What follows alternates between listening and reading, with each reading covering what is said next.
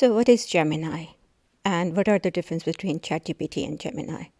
So Gemini is from Google. It was earlier called BARD, but now it's called Gemini, also known as Google Gemini or Google AI. And some of the main differences between ChatGPT and Gemini is that Gemini has access to real-time data. Because it is from Google, it has access to search data, whereas if you use ChatGPT free version, the internet data that's only available up to September 2022. But if you use the paid version of ChatGPT, which costs around $20 a month, the latest data is available. If you want to use it free, then it's better to go with Gemini, where you need information, for example, for academics or for anything where you need the latest information, then it's better to use Gemini. Also, in some of the benchmarks, Gemini performs better than ChatGPT. Also, Gemini has a little bit of limited features, and ChatGPT has more established features such as plugins and API access and their market space where you can find other GPTs developed by other people on top of ChatGPT. Another thing is that Gemini's tone is a little bit more formal, whereas with ChatGPT, you can set the tone to be more casual or conversational, and you can adjust it to be more formal. It takes those tones suggestions very well, and you can really adjust it according to your style, whereas with Gemini, the tone is not very. So let's try out Gemini and see how it does. So some of the prompts that I'm going to use, so when you first log in, you should be able to use just your Google account. So if you go to gemini.google.com, you will come to a page like this. And let's say if I want to, do something like, hey, something that we have done with ChatGPT earlier as well. I want to create an email to send to a client that the shipment has been delayed. Be polite and apologize. So if I want to do something like that, then Gemini can get me a draft email, and it's pretty elaborate. So it tells you that there is a delay in the shipment. It apologizes because I didn't provide it any reason. So it has given me these brackets where I can replace this with the actual reason. And this kind of information I didn't provide. So it's just telling me that replace it with the actual delivery date. This is a little bit better than ChatGPT because the ChatGPT assumes things.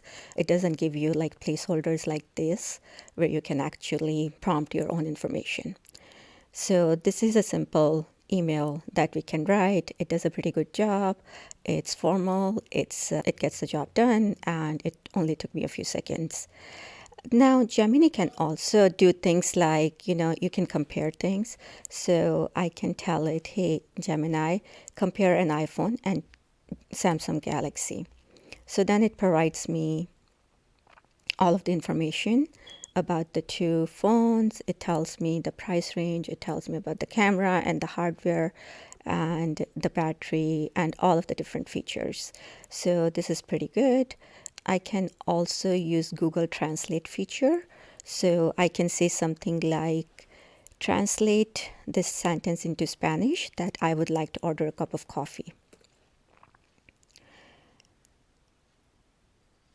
So Gemini gives me two versions, and it tells me like the first one is more polite and formal way to say it, and the second one is more casual way to say it. So there you have it. You can try it with other languages as well.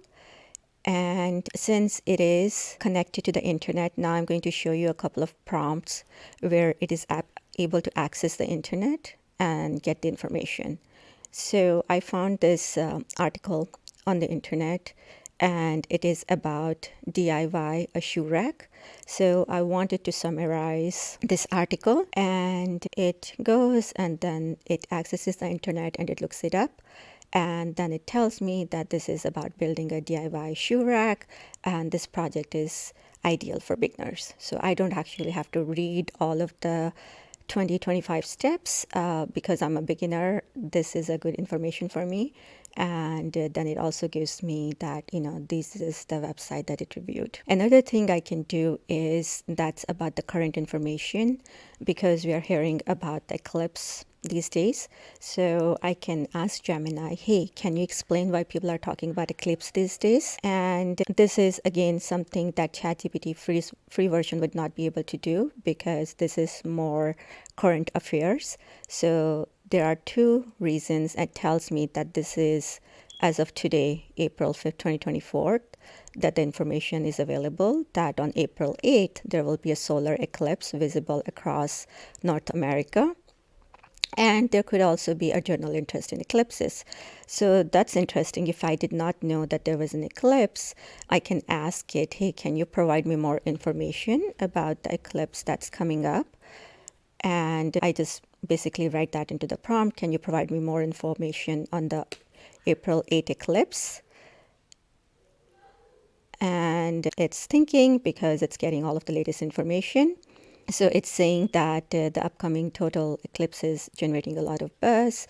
And then it tells me, I'm just going to say elaborate more, because I would like a bit more information.